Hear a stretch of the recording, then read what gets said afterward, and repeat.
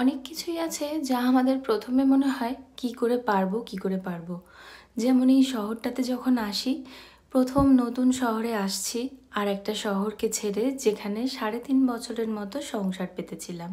তো যথারীতি সেই শহরে সমস্ত বন্ধুরা, শহরের রাস্তাঘাট, শহরের বাজার, শহরের প্রকৃতি, ইনফ্যাক্ট যে অ্যাপার্টমেন্টটিতে থাকতাম সেই অ্যাপার্টমেন্টটির চারদিকটায় বেশ পরিচিত হয়ে গিয়েছিল আর ভালো লাগার হয়ে গিয়েছিল।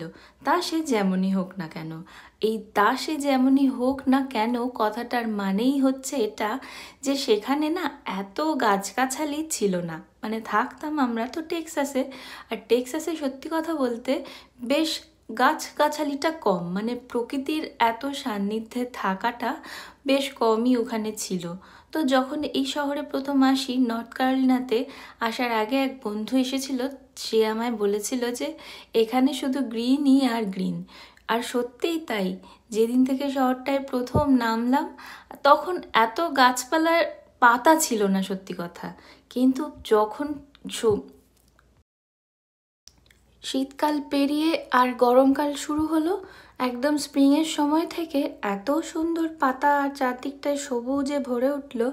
যাই হোক, এখন থাকতে থাকতে এই শহরটাও বেশ প্রাণের কাছাকাছি আর মনে প্রিয় হয়ে উঠছে। আর এত সুন্দর সিনারি যে দেখলেই মন ভরে যায়।